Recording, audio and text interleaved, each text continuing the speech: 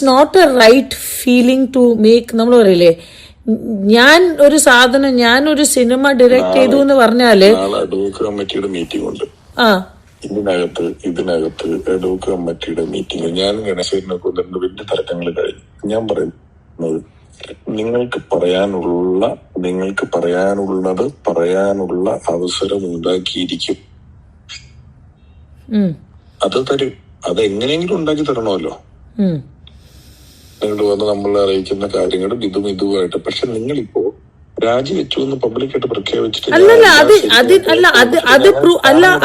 പിഷു, അത് പ്രൂവ് ചെയ്യാൻ എന്റെ അടുത്ത് ഒരുപാട് വീഡിയോസ് ഉണ്ട്.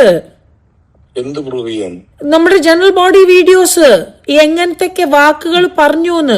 ഒരു സ്ത്രീ തനിച്ചൊരു സ്റ്റേജിൽ 6-7 മണിക്കൂർ ഈ മറ്റേ നമ്മളെ അശ്ലീല വാക്കുകൾ ബാബുരാജ്, ഇടവേള ബാബുവും സിദ്ദിഖയും മറ്റേ സുരേഷ് കൃഷ്ണയും മറ്റേ സാദിക്ക, പിന്നെ ഞാൻ പറഞ്ഞുതരാം അപ്പാഹാജ, പിന്നെ മജീദ് ക, പിന്നെ ആരാണ് മാല പാർവതി, മായ വിശ്വനാഥ്, എല്ലാരും പറയണ കാര്യങ്ങളെല്ലാം അത്ര ക്ലിയർ ആയ ഓഡിയോസും വീഡിയോസും ഉണ്ട് എന്റെ അടുത്ത്.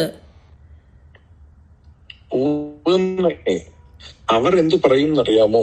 നിങ്ങൾ ആദ്യം പറയോ ഞങ്ങൾക്ക് കണക്ക് അവതരിപ്പിച്ചില്ല, ഞങ്ങൾ സ്റ്റാർട്ടിങ് അല്ലല്ല മീറ്റിംഗ് തുടങ്ങണേന് മുമ്പ് തന്നെ ബാബുരാജേട്ടൻ തുടങ്ങി. മീറ്റിംഗ് തുടങ്ങണേന് മുമ്പേ അതൊന്ന് ഞാൻ പറഞ്ഞു ഹലോ നമസ്കാരം എന്ന് പറഞ്ഞപ്പോ അതൊക്കെ ഒന്നുമില്ല, ഇത് ആവശ്യം, നമുക്ക് ഇതിനൊന്നും നമ്മള് ജനറൽ ബോഡി അംഗീകരിക്കൂല. ആദ്യം തന്നെ തുടങ്ങി. പിന്നെ ബാബുരാജേട്ടന്റെ ഓരോ വാക്കുകള്, സിദ്ദിഖാന്റെ ഓരോരോ വാക്കുകള്, പിഷു വേറെ ഏത് സ്ത്രീ ആണെങ്കിലും മനസ്സിലായോ, അത്ര നേരം നിൽക്കൂല. എനിക്ക് തൊലിക്കട്ടിയൊന്നുമില്ല. പക്ഷെ ഞാൻ എന്റെ കമ്മിറ്റീന് വേണ്ടിയിട്ട് അവിടെ നിന്നത് അമ്മ അസോസിയേഷൻ എന്ന് നമ്മളല്ലേ കുറച്ച് ആൾക്കാർ, ഇതൊന്നും അറിയാത്ത ആൾക്കാരാണ്. എത്ര മെമ്പേഴ്സ് എന്നെ വിളിച്ചു അറിയോ, എനിക്കൊന്നും ചെയ്യാൻ പറ്റിയില്ല ശ്വേത, സോറി എന്ന് പറഞ്ഞിട്ട് എത്ര മെമ്പേഴ്സ് വിളിച്ചു. ഞാൻ പറഞ്ഞു എനിക്ക് മനസ്സിലായി. പക്ഷെ ഞാൻ പറഞ്ഞു ഇനി ഒരു സ്ത്രീക്ക് സാധനം കിട്ടുമോ, സ്ത്രീകൾക്ക് ഒരു എന്തെങ്കിലും ഉണ്ടോ, സ്ത്രീകൾക്ക് ഒച്ച ഉണ്ടാക്കാൻ പറ്റാത്ത ഒരു സ്ഥാപനമായി മാറിയിട്ടുണ്ട്. പക്ഷെ ഞാൻ ഇത്രയും ദിവസമായിട്ട് മിണ്ടായിരിക്കുന്നത് പിഷു ഓൺലി ആൻഡ് ഓൺലി ഫോർ അമ്മ അസോസിയേഷൻ. ഈ പറയുന്ന കാര്യം ഇവര് സോഷ്യലി ഡൈവേർട്ട് ചെയ്തു എന്ന് പറഞ്ഞാൽ സ്ത്രീകൾക്ക് ഇനി മിണ്ടാൻ പറ്റുമെന്ന് ചോദിക്കുന്ന സ്ഥലത്ത് ഉണ്ടാക്കുന്നത് സ്ത്രീകളായി പോയി. നമ്മുടെ വിധി ആലോചിക്കണം.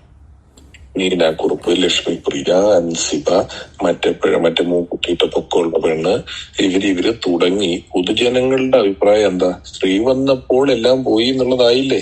അല്ല അത് മനസ്സിലായി പിഷു. അതല്ലേ ഞാനിപ്പോ പിഷുവിനോട് എന്താ പറഞ്ഞേ, ഞാൻ കമ്മിറ്റിയിൽ തിരിച്ചു വന്നിട്ട് എനിക്ക് നിർബാധിത്വം, നിങ്ങൾ ഇലക്ഷൻ പ്രഖ്യാപിച്ചോളൂ, ഞാൻ തന്നെ പ്രഖ്യാപിക്കാൻ റെഡിയാ.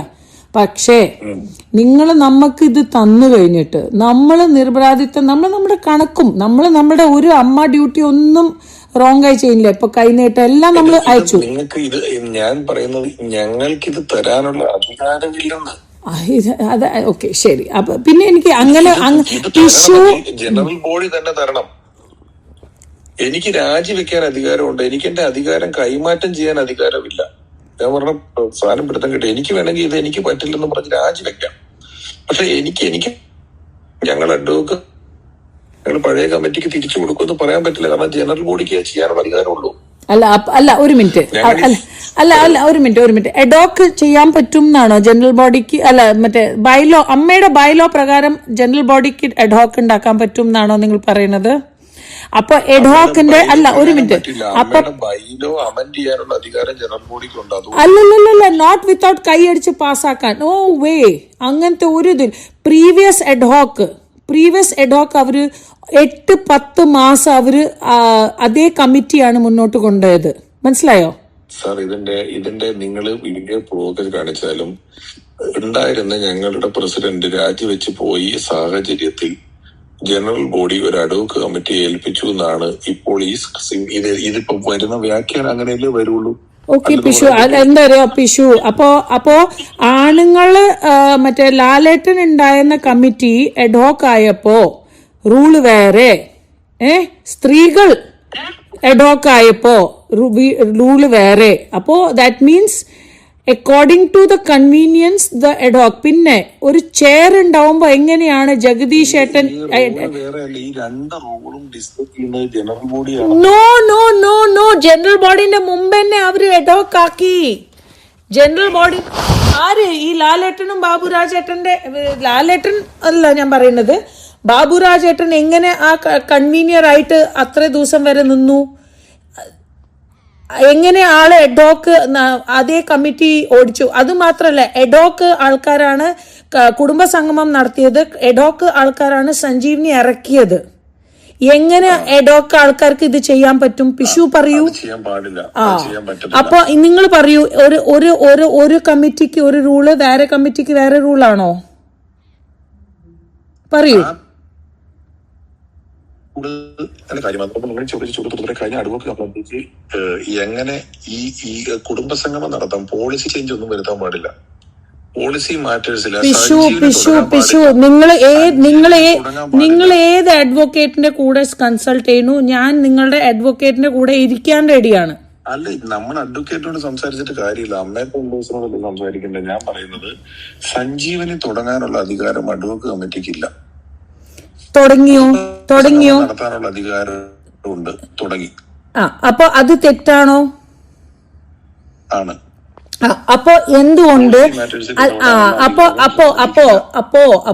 അപ്പോ ഒരു കമ്മിറ്റിക്ക് വേറെ റൂള്, വേറെ കമ്മിറ്റിക്ക് വേറെ റൂള് എങ്ങനെ? പിന്നെ നമ്മളെ വിശ്വാസമില്ലായ്മ എന്ന് പറഞ്ഞ് നമ്മുടെ കമ്മിറ്റിയിൽ വിശ്വാസമില്ലായ്മ എന്ന് പറഞ്ഞിട്ടുണ്ടെങ്കിലും എങ്ങനെയാണ് നമ്മൾക്ക് അടുത്ത ഒരു മേ ബി മാക്സിമം 45 ഡേയ്സിൽ നമ്മൾ ഇത് വിളിച്ചേന്നെ, ഇലക്ഷൻ നമ്മൾ തന്നെ വിളിച്ചേന്നെ.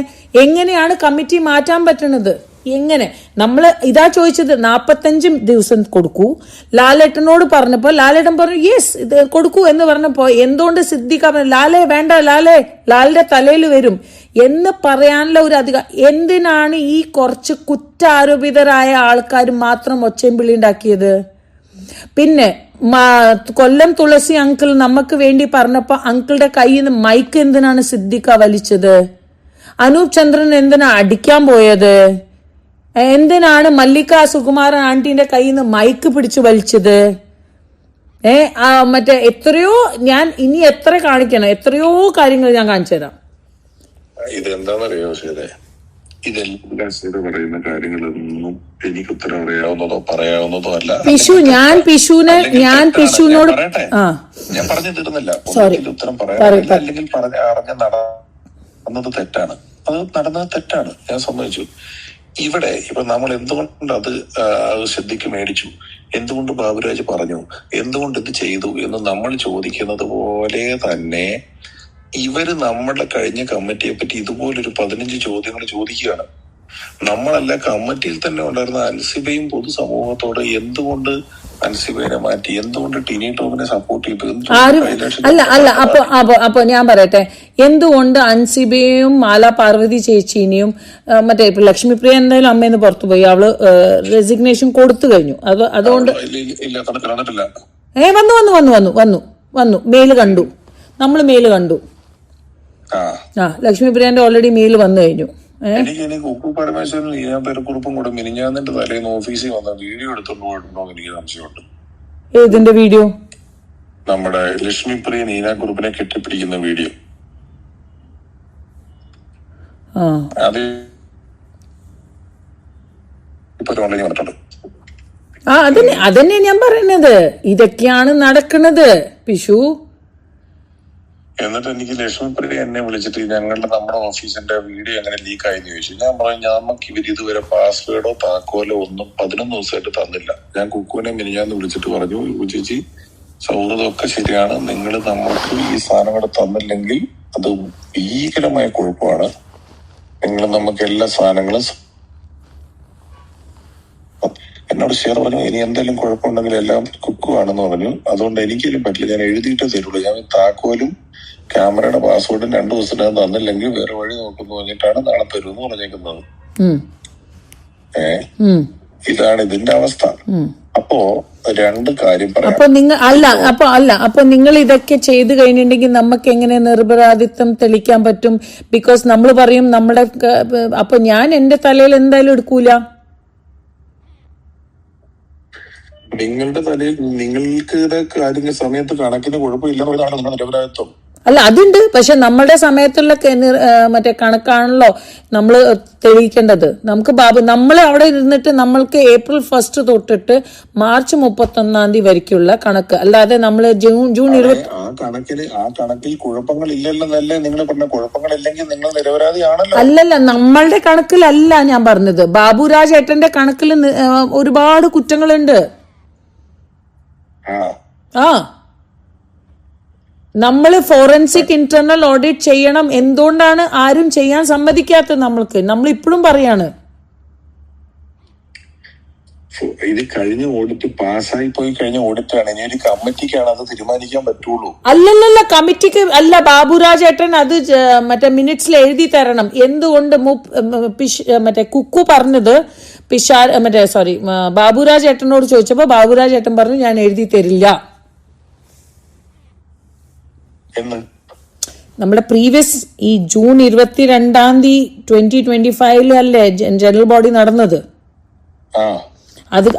അത് കഴിഞ്ഞിട്ടല്ലേ August 15 ഇലക്ഷൻ ആണ് എന്ന് പറഞ്ഞിട്ട് ബാബുരാജ് ഏട്ടൻ അവിടെ ഓൾറെഡി ഒരു വർഷമായിട്ട് അവർ ഇരിക്കുന്നുണ്ടായിരുന്നത് എഡോക്കായിട്ട്. അപ്പൊ എന്തുകൊണ്ട് ആ റൂള് എന്തുകൊണ്ട് നമുക്കും അതന്നെ ഇതെല്ലാം അടുത്തത് ഇലക്ഷൻ വേണം എന്ന് പറഞ്ഞിട്ട് നമുക്ക് ഇരുത്തിയാ മതിയിരുന്നു. അതൊക്കെ അന്ന് കഴിഞ്ഞു പോയില്ലേ? അത് എന്തുകൊണ്ട് അങ്ങനെ ചെയ്തു എന്നോട് ചോദിച്ചാൽ ഞാൻ എന്താ പറയാ? അങ്ങനെ അന്ന് അവര് ചെയ്തു, സംഘടന ചെയ്തു.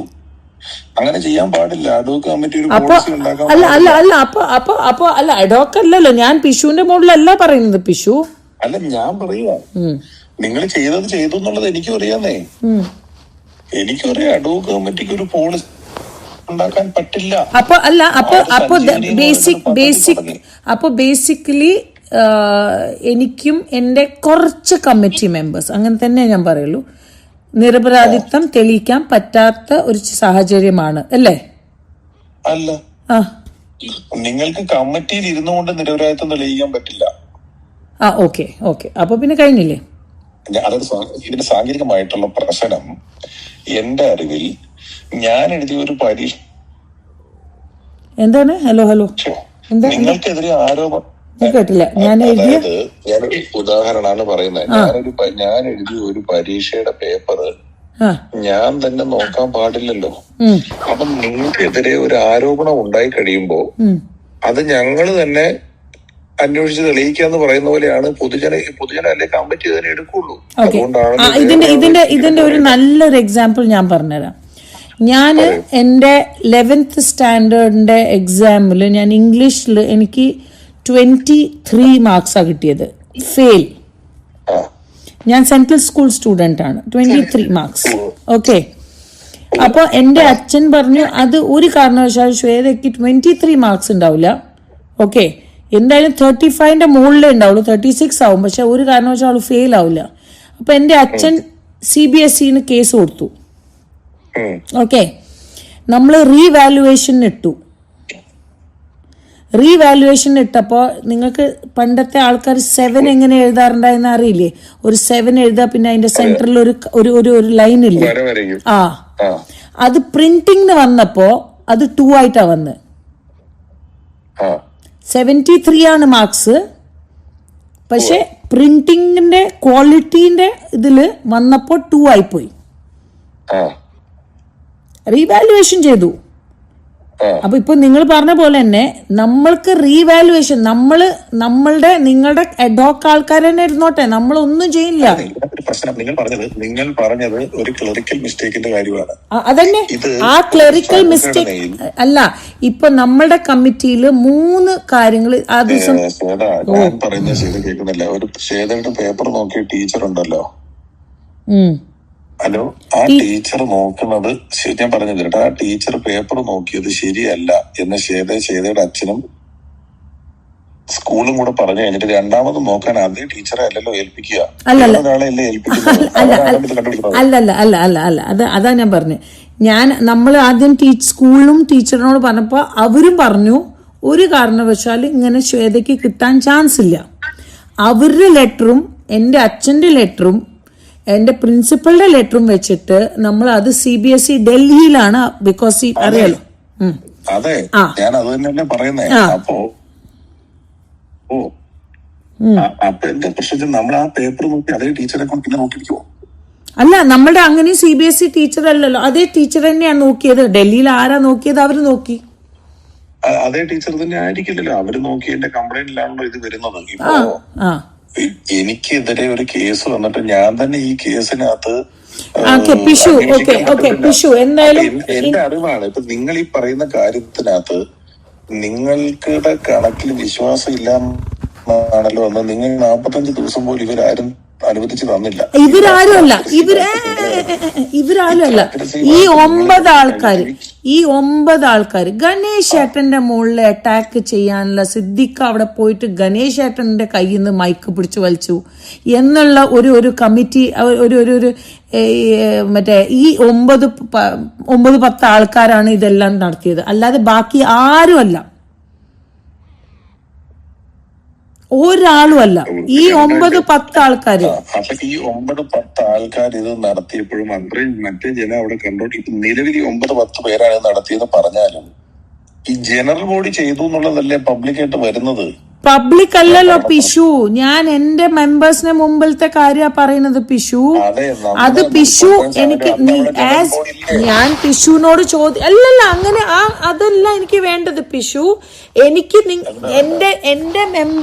എന്റെ മെമ്പേഴ്സിന് മുമ്പിലല്ല ഇതെല്ലാം പബ്ലിക്ലി പറഞ്ഞത്. നമ്മുടെ കുറച്ച് മെമ്പേഴ്സ് അവരുടെ മുകളിൽ എന്ത് നിലപാട് എടുക്കുന്നു എന്നാണ് ഞാൻ ചോദിക്കുന്നത്. നമ്മളുടെ മെമ്പേഴ്സ് പബ്ലിക്ലി പോയിട്ട് അയ്യോ ഞാൻ അതല്ല പറഞ്ഞത്. നമ്മുടെ ഈ സിദ്ദിഖ് 9 പേരൂടെയാണ് നിങ്ങളെ രാജിവെപ്പിച്ചതെന്ന് പറഞ്ഞാലും ടെക്നിക്കലി അത് ജനറൽ ബോഡി ചെയ്തു എന്നല്ലേ വരുള്ളൂ. അപ്പോ ബേസിക്കലി നിരപരാധിത്വം അമ്മ അസോസിയേഷൻ ഹെൽപ്പ് ചെയ്യാൻ റെഡിയല്ല. ഞാൻ പറയുന്നത് നിരപരാധിത്വം കാര്യം എന്ന് പറയുന്നത്, നിങ്ങൾ നമ്മുടെ അഡ്വക്കറ്റ് കമ്മിറ്റി ഉണ്ടല്ലോ, ഹലോ പറയൂ, നമ്മുടെ അഡ്വക്കറ്റ് കമ്മിറ്റി ഇപ്പൊ കൂടുന്നെടുത്ത് നിങ്ങൾക്ക് ഈ ഒരു ഉത്തര മാസത്തെ കൃത്യമായ ഒരു കണക്ക് നമ്മുടെ മുന്നിട്ട് തന്നിട്ട് ഇതിനകത്ത് എന്താ കുഴപ്പമെന്ന് പറ. നമ്മൾ നോക്കുമ്പോ അതിനകത്ത് ഒരു കുഴപ്പമില്ല. ജനങ്ങളെയും നമ്മുടെ അംഗങ്ങളെയും നിങ്ങളോടും ഇതിനകത്ത് ഒരു കുഴപ്പമില്ല, ഈ പറഞ്ഞ പ്രശ്നങ്ങൾ കണക്കിലില്ല എന്ന് പറയേണ്ടുന്നത് നമ്മളല്ലേ. നിങ്ങളുടെ എഡോക്കിൽ ഇരിക്കുന്ന മറ്റേ സാദിഖയും സുരേഷ് കൃഷ്ണയും അന്ന് നമുക്ക് തീരെ വിശ്വാസമില്ല, ബിക്കോസ് അത് ബാബുരാജ് ഏട്ടന്റെ ആണ്. അന്ന് കള്ളു കുടിച്ചിട്ട് ആണ് ആ ദിവസം ഉണ്ടായിരുന്നത്. അല്ല ഞാൻ അവിടെ ഇരിക്കുമല്ലേ, ഞാൻ അവിടെ ഇരിക്കുന്നത് ഇതിലൊന്നും പ്രസക്തി ഇല്ലല്ലോ. ഞാൻ ഇതിനകത്ത് അപ്പൊ കണക്ക് നമ്മളോട് രഞ്ജിത്ത് പറഞ്ഞു കണക്ക് തരില്ലാന്ന്.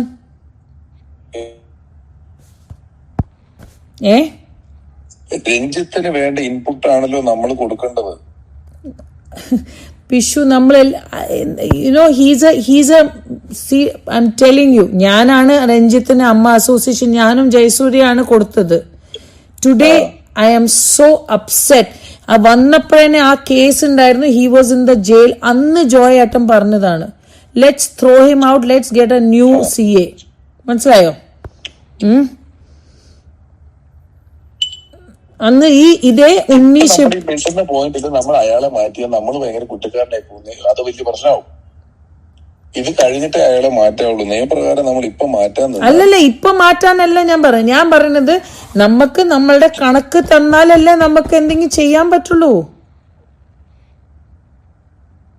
നിങ്ങൾക്ക് നിങ്ങളുടെ കണക്ക് തന്നാലല്ലേ നിങ്ങൾക്ക് എന്തെങ്കിലും ചെയ്യാൻ പറ്റൂ. അല്ല, നിങ്ങൾ കണക്ക് കൊടുക്കുകയല്ലേ വേണ്ടത്. അല്ല അതന്നെ, എന്താണ് ആൾക്ക് വേണ്ടത് ചോദിച്ചാലല്ലേ നമുക്ക് എന്തെങ്കിലും കൊടുക്കാൻ പറ്റുള്ളൂ. ശരിക്കും ഞാൻ എന്തോ കേട്ടില്ല. ഹലോ, ആ ആൾക്ക് എന്തൊക്കെയാണ് ഡൗട്ട്? നമ്മൾ സെപ്റ്റംബർ 1 തൊട്ട് മാർച്ച് 31 കാര്യമാണ് ഞാൻ പറഞ്ഞത്. അതാണ് ഞാൻ പറഞ്ഞത്, അയാൾക്ക് എന്തൊക്കെയാണ് ഡൗട്ട് എന്നുള്ളത് നാളത്തെ കമ്മിറ്റി കഴിയുമ്പോൾ ഇയാള് ചോദിക്കണം. അത് നമ്മൾ ചോദിക്കും. അതിന് ഉത്തരം വരുന്നതോടുകൂടി ഇത് നിരപരാധി. അല്ല ആളെ നിങ്ങൾ നാളെ വിളിക്കൂ, നമ്മളെല്ലാരും വരാം ഒരുമിച്ച്. എല്ലാരും വരാം, ഫുൾ കമ്മിറ്റി വരാം.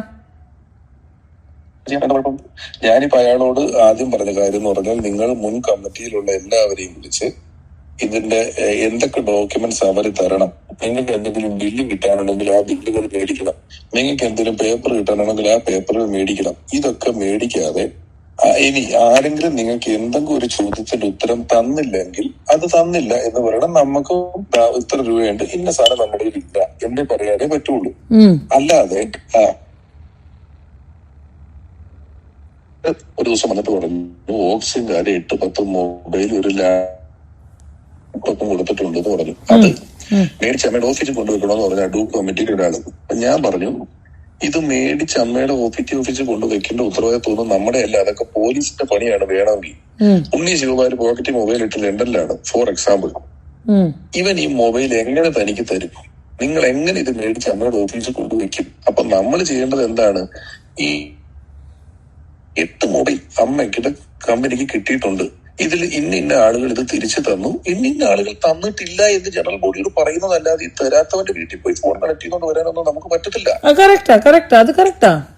അതേ പറ്റുള്ളൂ. അപ്പൊ അതേപോലെ തന്നെ ഞാൻ ഈ CA-കാരനോട് പറഞ്ഞു, നിങ്ങൾക്ക് കഴിഞ്ഞ കണക്ക് ഇവിടെ കൊടുക്കാൻ പറ്റാതായിട്ടുണ്ടെങ്കിൽ അതിന്റെ കാരണങ്ങൾ എന്താണെന്ന് നോക്കി നിങ്ങൾ കഴിഞ്ഞ കമ്മിറ്റിയിലുള്ള അംഗങ്ങളോട് എന്തെങ്കിലും ബില്ലോ ക്ലാരിഫിക്കേഷൻസോ വേണമെങ്കിൽ അത് മേടിച്ച് ആ കണക്ക് കറക്റ്റാക്കി തരിക. അല്ല, അപ്പൊ നിങ്ങൾക്ക് ഒരു മിനിറ്റ് നിങ്ങൾക്ക് ഉണ്ണി ശിപ്പാല് മറ്റേ ഈ ലാപ്ടോപ്പും ഫോണും തന്നു എന്ന് പറഞ്ഞു. ലാപ്ടോപ്പും ഫോൺ എന്തോ അമ്മ ഫോൺ കൊടുത്തു തിരിച്ചു, അമ്മ ഫോണും ലാപ്ടോപ്പും തിരിച്ചു തന്നിട്ടുണ്ട് എന്ന് പറഞ്ഞു. മറ്റേ അഡ്ഹോക്ക് കമ്മിറ്റിക്ക് ഒരു ഉണ്ട തന്നിട്ടില്ല. ഞങ്ങൾക്ക് അവിടെ പാസ്വേഡ് പോലും കിട്ടിയിട്ടില്ല. പിന്നെയാണ് ഞങ്ങൾക്ക് അതിന്റെ ഓഫീസിൽ കുക്കുപ്പന വെച്ചിട്ട് മുറിയുടെ താക്കോല് പോലും കിട്ടിയില്ല. ഈ ബാങ്കിന്റെ ഇതൊന്നും മാറാനോ സീലടിക്കാൻ വേണ്ടിട്ട് ആ സീല് കിട്ടിയിട്ടില്ല. അല്ല, നമ്മള് കൈനീട്ടം എല്ലാം അയച്ചു കഴിഞ്ഞു. പിഷു കൈനീട്ടം അയച്ചു കഴിഞ്ഞു. ഞാൻ അത് തന്നെയാ പറഞ്ഞത്. അപ്പൊ ഇവര് ഈ ഫോൺ മേടിച്ചുകൊണ്ട് വരണമെന്ന് പറഞ്ഞത്. ഈ ഒരാളെന്ന് പറഞ്ഞാൽ ഇതേ അല്ല, ഈ ഒരാളെന്ന് പറഞ്ഞാൽ സുരേഷ് കൃഷ്ണയും സാദിഖല്ലേ? അല്ല നിങ്ങൾക്ക് സീല് മേടിക്കാൻ പറ്റിയിട്ടില്ല. ഒരു വൈഫൈയുടെ പാസ്വേഡ് മേടിക്കാൻ പറ്റാത്ത നിങ്ങളാണോ ഈ കണ്ണൂരോ കോഴിക്കോടോ ദുബായിലോ ഇരിക്കുന്ന ഒരാളുടെ കയ്യിൽ നിന്ന് ഫോൺ മേടിക്കാൻ പോകുന്നതെന്ന് തന്നെ ഞാൻ ചോദിച്ചു. ദൈവത്തിനാണ് സത്യം. ഞാൻ ചോദിച്ചു കഴിഞ്ഞിട്ട് ഞാൻ ഗണേശ് ചേട്ടനുമായിട്ട് വഴക്കായി. തുഷാറിന്റെ ഇഷ്ടത്തിന് ചെയ്യാനാണെങ്കിൽ അങ്ങനെയാണ് ഇങ്ങനെയാണ്. ഞാൻ 4 തവണ MLA, 1 തവണ മിനിസ്റ്ററുമാണ്, നിങ്ങൾ ഇപ്പൊ ആയല്ലേ ഉള്ളൂ എന്നൊക്കെ പറഞ്ഞ് ഇതിൽ ചൂടായി. ഞാൻ പറഞ്ഞു, നിങ്ങൾ ചേട്ടൻ തോന്നുന്നുണ്ടോ ഫോൺ ഞാനൊരു എക്സാമ്പിൾ ചോദിച്ചു. അപ്പോഴാണ് ഞാൻ ചോദിച്ചത്, ഉണ്ണി ശിവകുമാർ ഫോൺ വിട്ട് ലണ്ടനിൽ നിൽക്കുകൊണ്ട് നിങ്ങൾ എങ്ങനെ എടുക്കൂന്ന്. അപ്പോ നമുക്ക് ഈ CA-കാരന്റെ അടുത്ത് നിങ്ങൾ വേണ്ട ഇൻപുട്സ് കൊടുത്തിട്ട് നിങ്ങളുടെ ഭരണകാലത്ത് ഒരു അഴിമതിയും ഉണ്ടായിട്ടില്ല, ഇതേ സാധനങ്ങൾ എന്ന് പറഞ്ഞാൽ ഇല്ല, അത്രേ ഉള്ളൂ. അത് ഞാൻ പറഞ്ഞല്ലോ, അത് ഒരു കുഴപ്പമില്ല എന്നുള്ളത്. ഇപ്പൊ നിങ്ങൾ വരാൻ നോക്കി നാരിപ്പോ. അതായത് ഇത് നിങ്ങൾ പോയതല്ലേ, നിങ്ങൾ അന്ന് അങ്ങനെ പറഞ്ഞതല്ലേ, നിങ്ങൾ അന്ന് നിങ്ങൾക്ക് സമയം കിട്ടിയപ്പോ ചെയ്തില്ലല്ലോ, നിങ്ങൾ പിന്നെ എന്താണ് നിങ്ങളും പറഞ്ഞിട്ട് ഇത് ആവശ്യമില്ലാത്ത സാധനമാവും. നിങ്ങളൊന്നും 10 പൈസ കട്ടിട്ടില്ലെങ്കിൽ പറഞ്ഞാൽ ഇല്ലാത്തത് കൊണ്ട് അത് നിസ്സാരമല്ലേ, ആ കണക്ക് ശരിയാവുമല്ലോ. അത് ഞാൻ പറഞ്ഞാൽ പോലെ നാട്ടുകാരോട്. ഇനി അന്ന് പറയുന്ന ദിവസം നിങ്ങൾക്കും കൂടെ വരണമെങ്കിൽ നിങ്ങളും വരൂ, അതിനെന്താ കുഴപ്പം? നമ്മൾ എന്തെങ്കിലും പത്രസമ്മേളനം, ഞങ്ങൾ ഇത്ര ദിവസമായിട്ട് ഒരു പത്രസമ്മേളനം പോലും വിളിക്കാത്തത് എന്താണ്? നിങ്ങൾ ഇതേ പറഞ്ഞ കാരണം കൊണ്ടാണ്. അപ്പൊ നിങ്ങൾക്ക് വരണമെന്നുണ്ടെങ്കിൽ വരാം. ആരും തമ്മിൽ ഒരു ശത്രുതയും നമുക്കില്ല. നമുക്ക് നന്നായിട്ട് പോകണമെന്നേ ഉള്ളൂ. ഈ പറഞ്ഞ പോലെ നമ്മളിപ്പോ രാജിവെച്ച് പേപ്പർ കൊടുത്തില്ലെങ്കിലും പൊതുമാധ്യമങ്ങളോട് ഉൾപ്പെടെ രാജിവെച്ച് പോയ ഒരാള് തിരിച്ചു വന്നിട്ട് നിങ്ങൾ കണക്ക് കൊടുത്തില്ല എന്ന വിഷയത്തിന്മേൽ രാജിവെച്ചു എന്ന് പറയുമ്പോൾ ആ കണക്ക് ഞങ്ങൾക്ക് തന്നെ നോക്കണം, ഞങ്ങൾ തന്നെ ശരിയാക്കണം എന്ന് പറയുമ്പോൾ അത് നിങ്ങൾ പ്രൂവ് ചെയ്താൽ നാട്ടുകാർ സമ്മതിക്കില്ല. അതിന്റെ കാരണം എന്താണെന്നറിയാമോ? ദിലീപിനെ കോടതി വെറുതെ വിട്ടു, എന്നിട്ട് നാട്ടുകാർ സമ്മതിക്കുന്നുണ്ടോ? നാട്ടുകാർ, അതാണ് ഞാൻ പറയുന്നത്. അപ്പൊ നിങ്ങൾ ഇതിനകത്ത് വന്ന് നിങ്ങളിത് ശരിയാക്കി കഴിഞ്ഞാൽ അത് അവര് വന്ന് അവര് തന്നെ എല്ലാം കള്ളക്കണക്ക് ഉണ്ടാക്കി ശരിയാക്കി എന്നുള്ള പേര് നിങ്ങൾക്ക് വരുമ്പോ നിങ്ങൾ ശരിക്കും സ്ട്രാറ്റജിക്കലി നിങ്ങൾ അകത്ത് വന്ന് കണക്ക് ശരിയാക്കാന്ന് പറയുന്നത് വലിയ ബുദ്ധിയല്ല എന്നുള്ള പക്ഷമാണ് എനിക്കുള്ളത്. നിങ്ങൾ ഇതിനകത്ത് നിന്ന് കണക്ക് ശരിയാക്കുക. അവർക്കാണോ പാട്? അവര് വന്ന് അവരുടെ CA-ക്കാരന് കള്ളതിൽ ഉണ്ടാക്കിയെടുത്ത് മറ്റൊരു ഏജൻസി അല്ലെങ്കിൽ മറ്റു 4 പേര് നോക്കിയിട്ടൊന്നും ഇല്ല എന്ന് പറയുന്നതല്ലേ അതിനേക്കാളും പവർഫുൾ എന്നാണ് ഞാൻ ചോദിക്കുന്നത്. അല്ലാതെ നിങ്ങൾ വന്ന് ചെയ്താൽ നമ്മുടെ കമ്മിറ്റിക്കാർ പോലും സമ്മതിക്കില്ല. ഇവരത് ചെയ്തു, ഇവര് തന്നെ കള്ളക്കണക്കുണ്ടാക്കി ഈ കണക്കൊക്കെ തട്ടിച്ചു എന്ന് വളരെ എളുപ്പത്തിൽ പറഞ്ഞുകൂടെ? ഇതിനകത്തൊന്നും നിങ്ങൾ ചെയ്തിട്ടില്ലെന്ന് ഉറപ്പല്ലേ? 2 million times 2 million times sir, പിന്നെ നമുക്ക് എന്താ, നമ്മളവിടെ ഇരിക്കുള്ളൂ. നമുക്കത് ബിക്കോസ് ഈ സൈൻ ചെയ്ത ഞാൻ പറയട്ടെ, ഈ ജനറൽ ബോഡിയിൽ മാത്രമാണ് ഞാൻ ആദ്യമായിട്ട് കോൺട്രാക്ട് സൈൻ ചെയ്തത്. ഓക്കെ, അത് മിനിറ്റ്സിൽ. പക്ഷെ ഞാൻ മിനിറ്റ്സിൽ ഒന്നും സൈൻ ചെയ്തിട്ടില്ല പിഷു. ഞാൻ മിനിറ്റ്സ് വായിച്ച് കേട്ടാൽ മാത്രമേ ഞാൻ സൈൻ ചെയ്യുള്ളൂ. എനിക്ക് കുക്കുവിന്റെ മിനിറ്റ്സിന് വിശ്വാസമില്ല. അപ്പൊ അതൊക്കെ നമ്മൾ നോക്കണ്ടേ? ഓക്കെ, ഞാൻ അല്ല പിഷു, ബിക്കോസ് ഞാൻ ഉന്നയിച്ച ഒരുപാട് കാര്യം ഫസ്റ്റ് മീറ്റിംഗിൽ അൻസിബ പറഞ്ഞ തൊട്ടിട്ടുള്ള എല്ലാ കാര്യങ്ങളും നമ്മളെല്ലാം കമ്മിറ്റി എല്ലാരും വരാൻ റെഡിയാണ്. ഫുൾ കമ്മിറ്റി ഇൻക്ലൂഡിങ് ജയേട്ടൻ എല്ലാരും. ബിക്കോസ് നമ്മളെ ക്രൂശിച്ച ഒരു രീതി ഈ 9-10 ആൾക്കാരുണ്ടല്ലോ, അത് വേറെ. ബിക്കോസ് ഞാൻ എന്തായാലും ഈ ഇപ്പൊ പിഷു പറഞ്ഞ കാര്യം എന്തായാലും ഞാൻ എന്റെ കമ്മിറ്റി മെമ്പേഴ്സിനോട് പറയും. ഓക്കെ, ബിക്കോസ് എനിക്ക് ഇത് അല്ല, ഇപ്പൊ ഈ കണക്കിന്റെ കാര്യം തന്നെ നിങ്ങൾ എന്താ അല്ലല്ല, ബാക്കിയൊന്നും പറയില്ല ഞാൻ. എനിക്ക് അത്ര അത് പറയും. ഇതാണ് പിഷു പറഞ്ഞത്. നാളെ എന്തായാലും നമ്മൾ എന്താണെന്ന് പ്ലാൻ എന്ന് എനിക്കറിയില്ല. പക്ഷെ ഞാൻ നിങ്ങൾ തന്നെ വന്ന് കണക്ക് ശരിയാക്കി എല്ലാം പറഞ്ഞു കഴിയുമ്പോ നാട്ടുകാർ ഒറ്റ വരിയിട്ട് ഇത് മുഴുവൻ കള്ളക്കണക്കാന്ന് പറയും.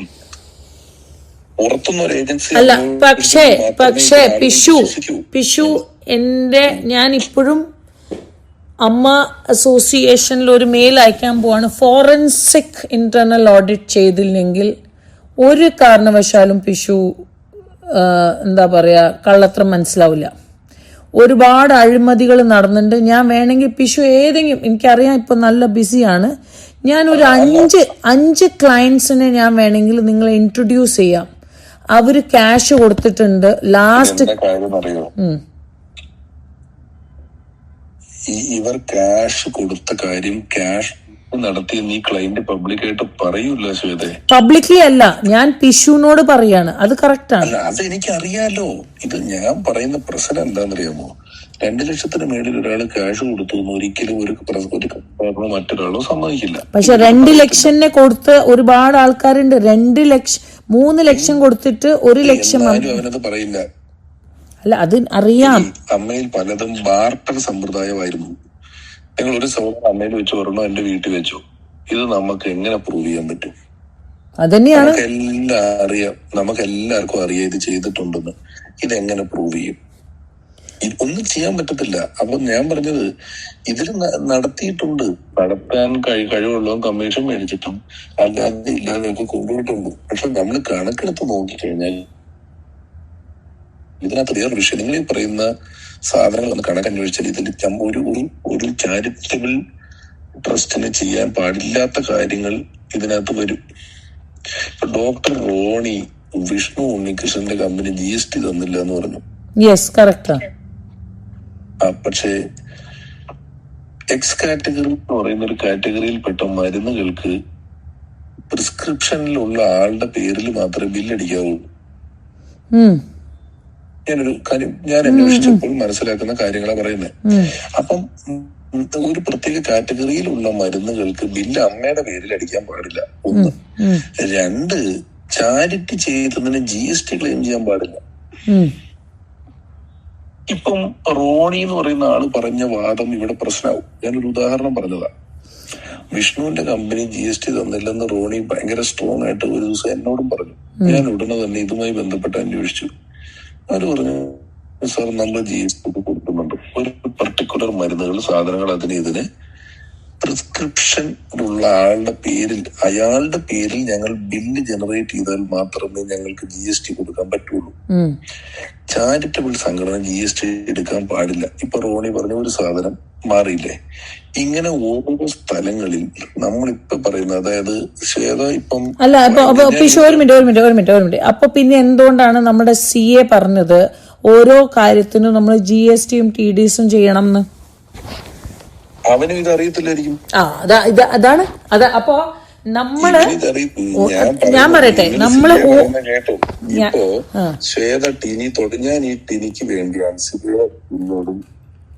അൻസിബയോടും ടിനിയുടെ വക്കീലിനോടും ടിനിയോടും സംസാരിച്ച സമയം ഉണ്ടായിരുന്നെങ്കിൽ എന്റെ ജീവിതം നന്നായേനെ. അപ്പൊ ഞാനൊരു ഉദാഹരണം പറയാം. അൻസിബയും ടിനിയും തമ്മിലുള്ള വഴക്കിൽ ബാക്കി എല്ലാ കേസും അൻസിബ ഫൈറ്റ് ഇല്ല കേസ്.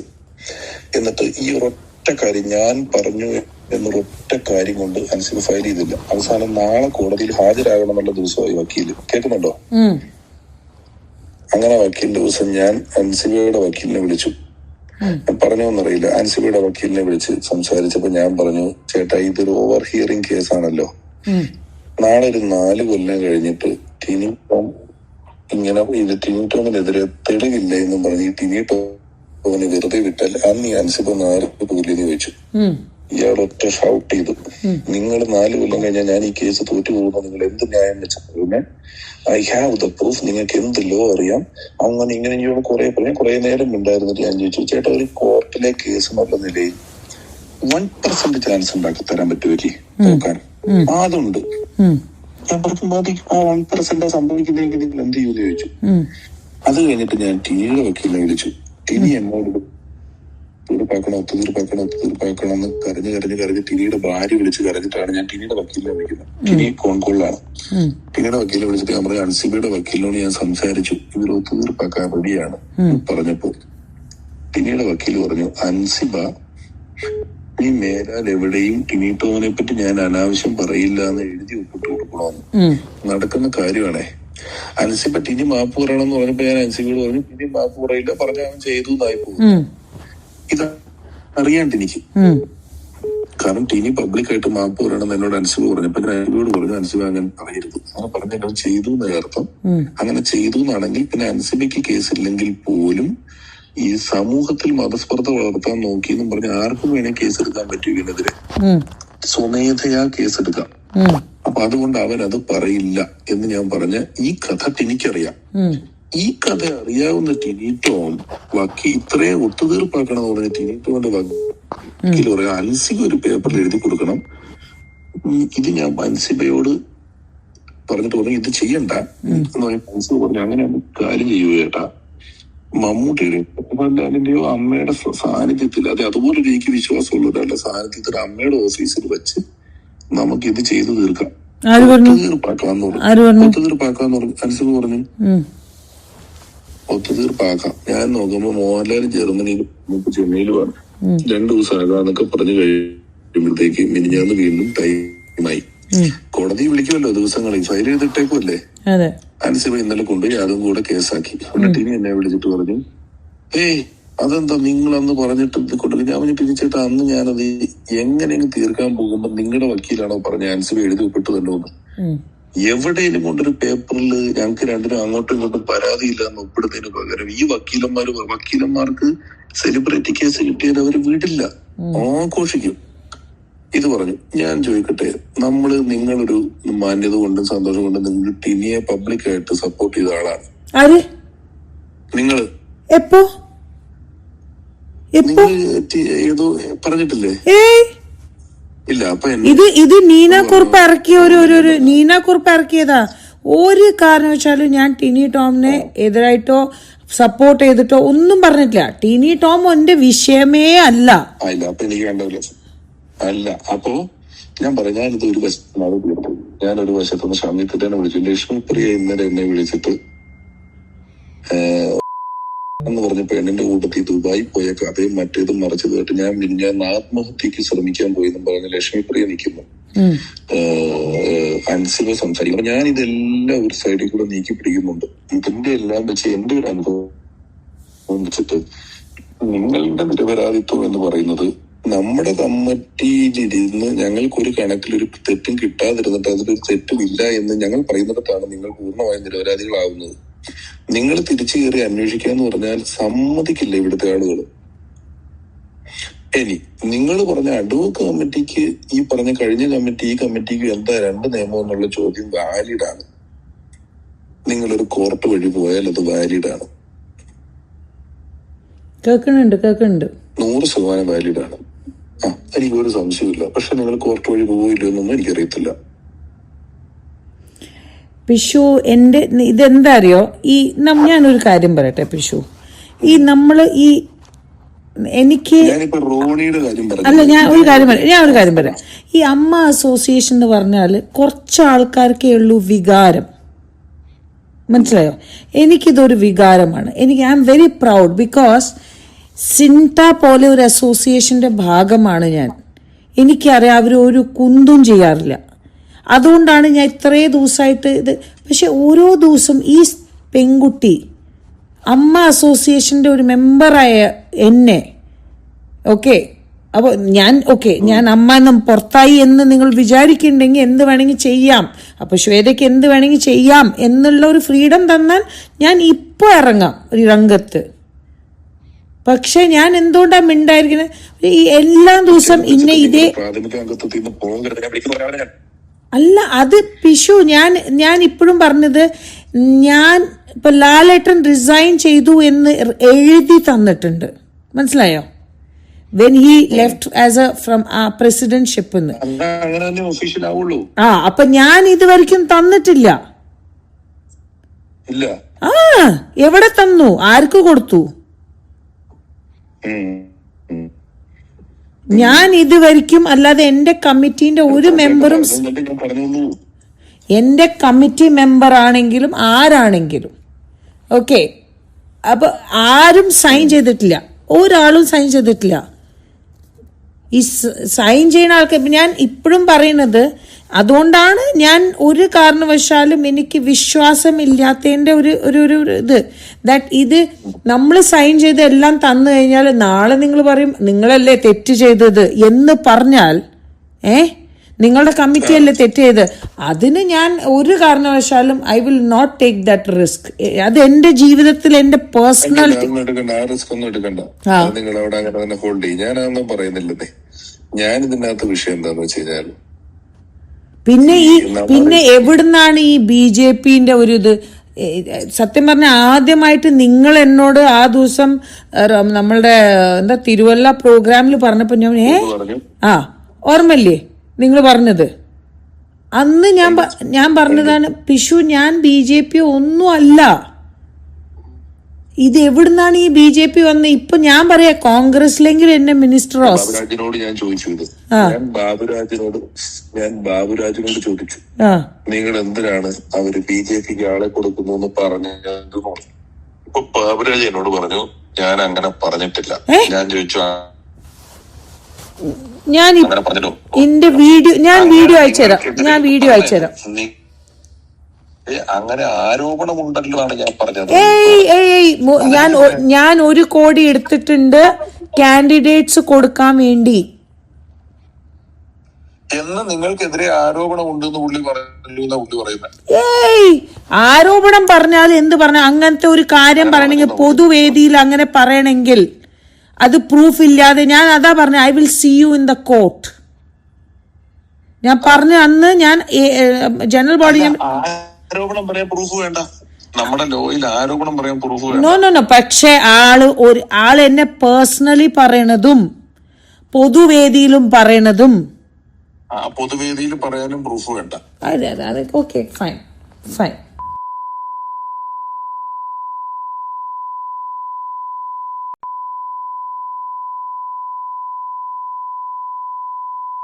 അല്ലെങ്കിൽ ഇപ്പോ വിഴിഞ്ഞം തുറമുഖത്തിൽ ഉമ്മൻചാണ്ടിക്ക് 6000 കോടിയുടെ അഴിമതി ഉണ്ട് എന്ന് പിണറായി വിജയൻ പറഞ്ഞു. പൊതുവായിട്ട് പത്രസമ്മേളനം വിളിച്ച് പറയാണ് ഇതൊരു ആരോപണമാണ്.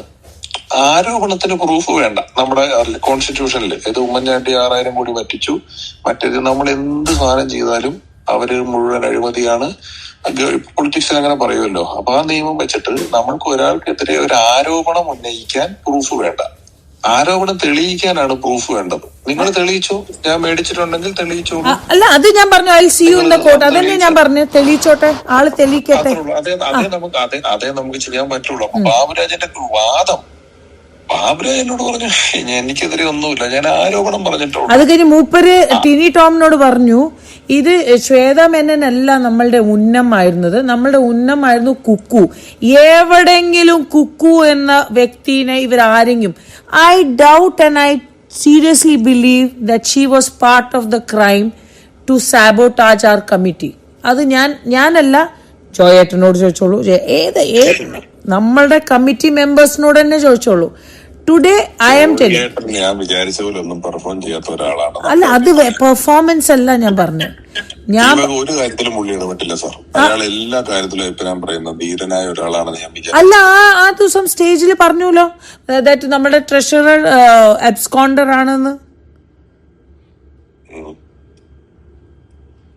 അതൊരു സത്യമില്ല, അത് പറയാൻ ഇത്ര ധൈര്യം വേണം. അല്ല പുള്ളി പൊതുവെ ചെയ്യുന്ന ശക്തിയിൽ നിങ്ങൾക്ക് ഒരു പിന്തുണ ആയില്ല, പൊതുവെ ഒന്ന് സൂക്ഷിച്ചു. അല്ല, അത് കറക്റ്റ് ആണ്.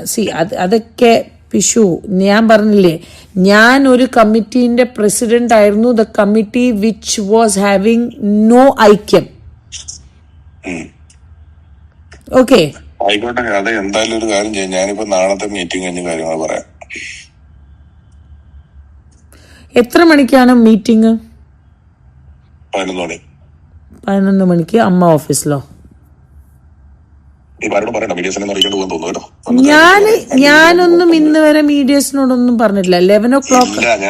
എനിക്ക് മീഡിയാസ് നല്ല ഈ ലോകത്താരെയും വിശ്വാസം ഇല്ലാതായി. അല്ലല്ല, അത് പിഷു. അപ്പൊ പിന്നെ പിഷു ലൈക്ക് യുനോ, ഞാൻ അന്നും പറഞ്ഞ പോലെ എനിക്ക് ഒരു അപ്പനേ ഉള്ളൂ, അന്നും എന്നും. അതല്ല ഞാൻ പറയുന്നത്, തനിക്ക് മനസ്സിലാവുന്നില്ല. ഞാൻ പറഞ്ഞത് ഇപ്പൊ നമ്മള് നാളെ, നിങ്ങളിപ്പോ നിങ്ങളുടെ ഗ്രൂപ്പില് നാളെ മീറ്റിംഗ് കഴിഞ്ഞ് കാര്യം പറയാന്ന് പറഞ്ഞു. അത് എന്തുകൊണ്ടാണ് കുക്കു നമ്മളുടെ ഗ്രൂപ്പിൽ ഇട്ടിട്ടുണ്ട് ദാറ്റ് നമുക്ക് നാളെ ഇവരെ കാണാൻ പോകുന്നുണ്ട്. അപ്പൊ പിഷു സാധനങ്ങൾ തരാൻ വേണ്ടി കുക്കു എപ്പോ വരാൻ പറ്റുന്ന ചോദിച്ചു. അപ്പൊ കുക്കുവിനോട് പറഞ്ഞു 9 മണിക്ക് കൊണ്ട് തന്നോളാൻ പറഞ്ഞു. അപ്പൊ മീറ്റിംഗ് ഉണ്ടാവില്ല, ഞാനും ഗണേശേട്ടനും മാത്രമേ കുക്കുവിനെ കാണുള്ളൂ. മീറ്റിംഗിനിടെ കുക്കു വരാൻ പാടില്ല. അവിടെ മീറ്റിംഗ് തുടങ്ങുന്നതിന് മുമ്പ് അമ്മയുടെ നിങ്ങൾ അവിടെ കൊണ്ട് താന്ന കുക്കുവിനോട് പറഞ്ഞേക്കുന്നേ. പിടുത്തം കിട്ടിയോ? അപ്പൊ നമ്മള് ആ 9 മണിക്ക് നമ്മക്കും വരണെങ്കിലോ? നമ്മക്കും വരണെങ്കിലോ?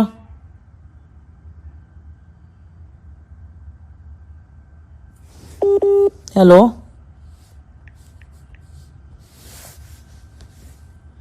Hello, hello, hello, hello. Hello. ഇതിപ്പോ സാധനങ്ങൾ കൈമാറാൻ വേണ്ടിട്ടില്ല, നാളത്തെ മീറ്റിംഗ് കഴിയട്ടെ, എന്നിട്ട് ഓപ്പറേറ്റ് ചെയ്യണ്ടെന്നുള്ളത്. ഓക്കെ. അപ്പൊ ഈ എലക്ഷൻ എപ്പോഴാ ചെയ്യണത് നിങ്ങള്? അതൊക്കെ നാളത്തെ മീറ്റിംഗ് കഴിഞ്ഞേ തീരുമാനിക്കുള്ളൂ. ശരി, ഓക്കെ. ഞാൻ 4 മാസത്തിനകം ചെയ്യാന്ന് പറഞ്ഞിട്ട് ഇവര് പറഞ്ഞത് കഴിഞ്ഞ അഡ്വോ കമ്മിറ്റി 1.5 കൊല്ലം അടുത്ത ജനറൽ ബോഡി എന്നൊക്കെ പറയാം. അതിന് പറ്റൂല, എനിക്ക് അത്ര ഇരിക്കാൻ പറ്റൂല എന്ന് പറഞ്ഞ ഏകദേശം 4 മാസത്തിനകം നടത്തണമെന്ന് പറഞ്ഞു.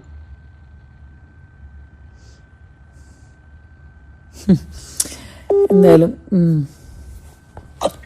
Very sad. ഓക്കെ, ശരി.